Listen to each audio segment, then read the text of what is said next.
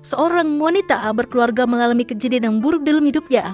Dia diperkosa oleh beberapa polisi, hingga pada akhirnya wanita itu mencoba membalas dendam dan mencari keberadaan polisi tersebut.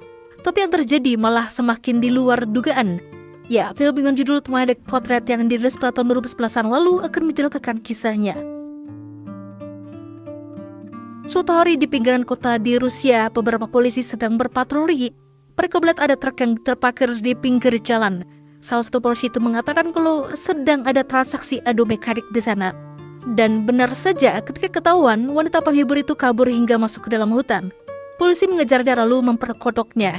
Udah gitu secara bergantian. Namun salah satu polisi tidak ikut-ikutan yang bernama Andre. Sementara di sisi lain ada seorang wanita bernama Marina sedang berlibur di kabin bersama suami dan teman suaminya.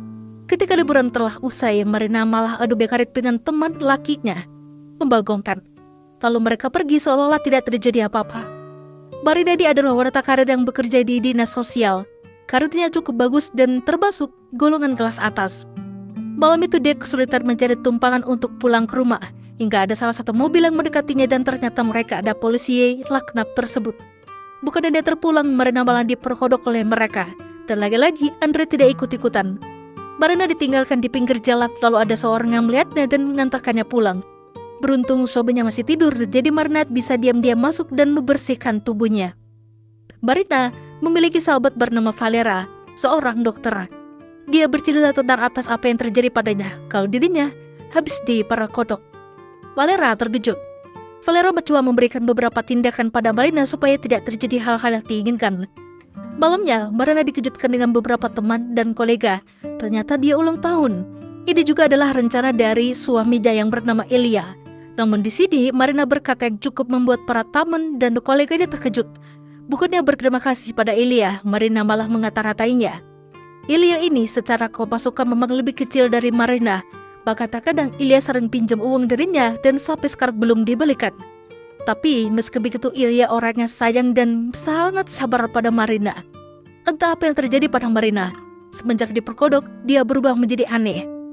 Ya, malam itu menjadi malam yang cukup awkward bagi mereka. Keesokan harinya Marina ke kantor polisi untuk melaporkan kejadian yang menimpa pada dirinya. Namun laporannya seolah-olah dia remehkan, bahkan tidak dianggap serius.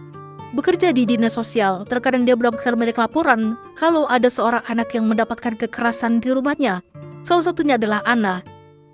Dia menuliskan di kertas kalau dirinya sering mendapatkan perlakuan kasar dari ayahnya, bahkan ibunya juga. Marina ingin sekali membantunya, namun dia bingung harus dari mana. Lalu suatu malam Marina nongkrong di kafe langganannya. Di sana dia melihat ada Andre, komplotan polisi yang perkodok dirinya. Marina mengikutinya dari belakang hingga sampai ke apartemen kecilnya.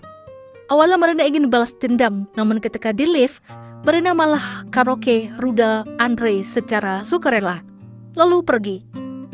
Keesokan harinya Marina kembali menunggu Andre di depan apartemennya, lalu mereka begituan lagi. Semenjak itu Marina memutuskan tinggal bersama Andre untuk sementara. Sepertinya dia tertarik padanya. Andre tinggal bersama kakeknya yang tuli. Namun dengan kehadiran Marina, hal itu mempermudah Andre mengurusinya. Semakin lama Marina bersama dengan Andre, semakin dia ingin hidup bersama dengannya. Bahkan Marina mengatakan cinta pada Andre. Andre menolak karena Marina sudah berkeluarga. Bahkan tidak jarang Marina dihajar oleh Andre karena memaksa ingin hidup dengannya. Tapi Marina tetap bertahan dan mulai terbiasa dengan pukulan yang ia terima dari Andre. Hingga suatu hari Marina meminta bantuan Andre untuk memberikan pelajaran pada ayahnya Anna karena telah berbuat kasar.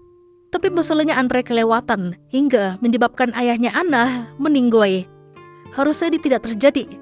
Marina marah dan kesal. Pada akhirnya terjadi konflik di antara mereka. Marina pada akhirnya sadar kalau dia tidak bisa bersama Andre. Jadi dia menghubungi Ilya untuk menjemputnya. Di sisi lain, Andre mencoba mengawasi Marina dari kejauhan. Namun ketika Ilya datang, Marina bukannya menyambutnya. Dia berubah pikiran lalu meninggalkan Ilya. Lalu dari belakang, Andre mencoba mengikuti Marina kemana dia akan pergi. Apakah dia menyesal atas apa yang ia perbuat? Atau memang hidupnya sudah hancur dan dia kehilangan arah? Ya, itulah tadi alur cerita film Twilight Portrait. Kita langsung dengan video ini, jangan lupa untuk tinggalkan like. Dan sampai jumpa lagi.